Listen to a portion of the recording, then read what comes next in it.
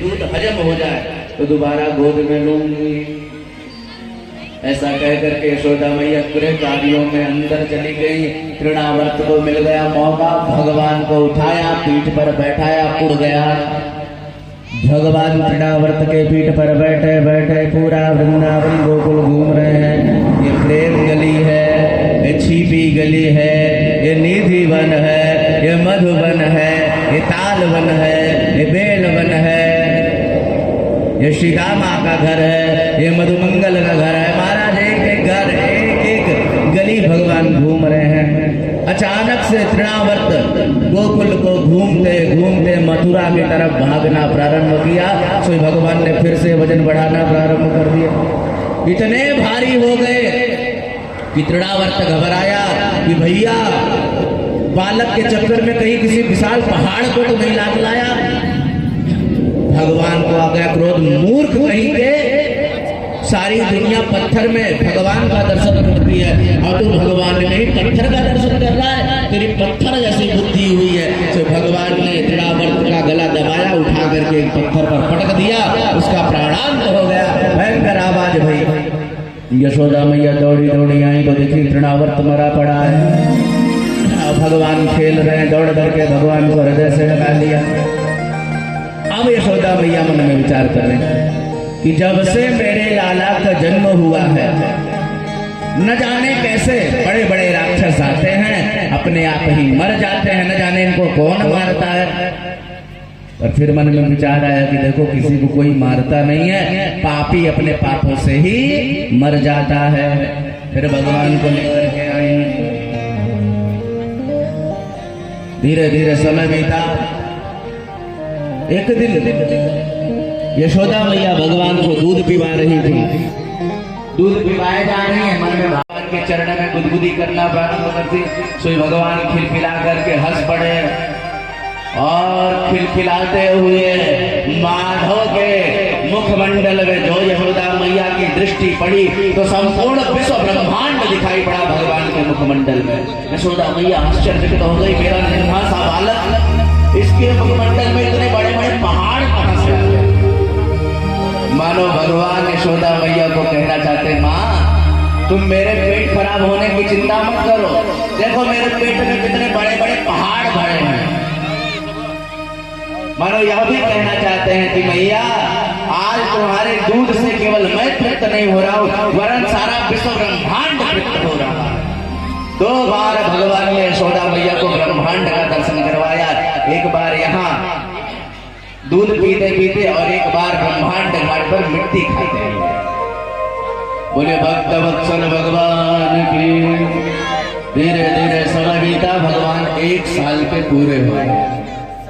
वसुदेव जी महाराज के मन में भाव आया कि मेरे लाला को गोकुल में गए हुए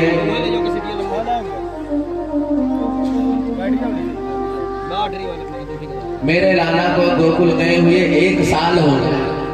अब उस नंद ने न जाने क्या नाम रखा होगा। गर्गाचार्य जी महाराज के पास पहुंचे।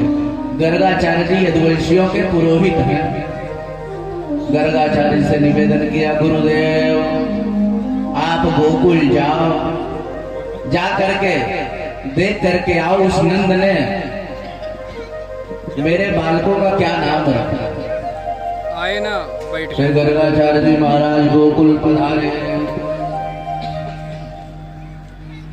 जैसे ही नंद बाबा ने गर्गाचार्य जी का दर्शन किया, चरणों में साष्टांग दंडवत प्रणाम किया, आसन देकर के बैठाया। आओ आओ महाराज स्वागत है। नंद बाबा संतों की ब्राह्मणों की खूब सेवा करते हैं। चरणों में प्रणाम किया, पूजन किया, आसन देकर के बैठाया। फिर हाथ जोड़ करके नंद बाबा कहते हैं, नंद बाबा कहते हैं गर्गाचार्य जी महाराज जरा मेरे बच्चे की राशि देखो।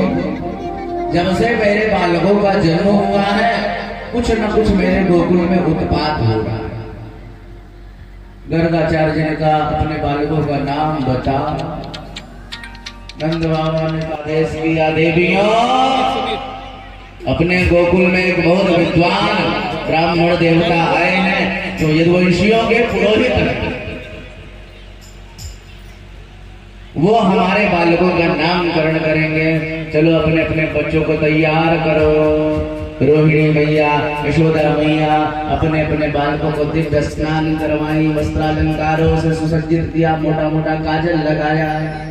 इसके बाद दोनों माताओं ने विचार किया कि चलो बाबा की कुछ परीक्षा लेते हैं कि असली बाबा जी हैं कि नकली बाबा जी हैं। कोई साधारण बालक नहीं है।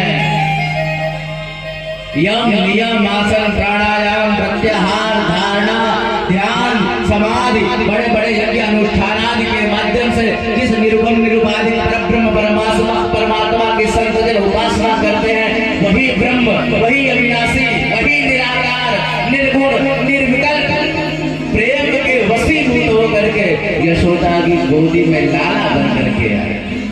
भगवान को देखते रह गए, समाधि भगवान के दिव्य रूप का चिंतन कर रहे हैं। शांताकारं भुजगशयनं पद्मनाभं सुरेशं विश्वाधारं गगनसदृशं मेघवर्णं शुभांगं, लक्ष्मीकांतम कमल जिसको देख करके काल भी कांप जाता है। ऐसा परमात्मा प्रेम के वशीभूत होकर के बालक बन करके यशोदा की गोद में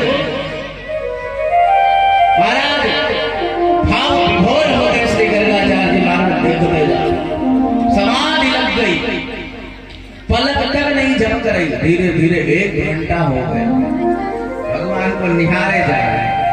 2 घंटा हो गया, भगवान को निहारे जा रहे हैं। 3 घंटा हो गया, भगवान को निहारे जा रहे हैं। दोनों माताएं घबराई।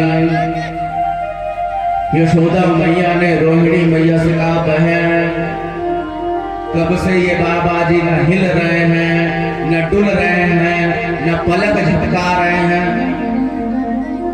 रोहिणी मैया ने कहा, बहन हमें तो लगता है इनकी सांसों नहीं चल रही है। यशोदा मैया घबराई, महाराज जब मरना ही था तो यहाँ क्यों मर गए, कहीं और मर गए हो।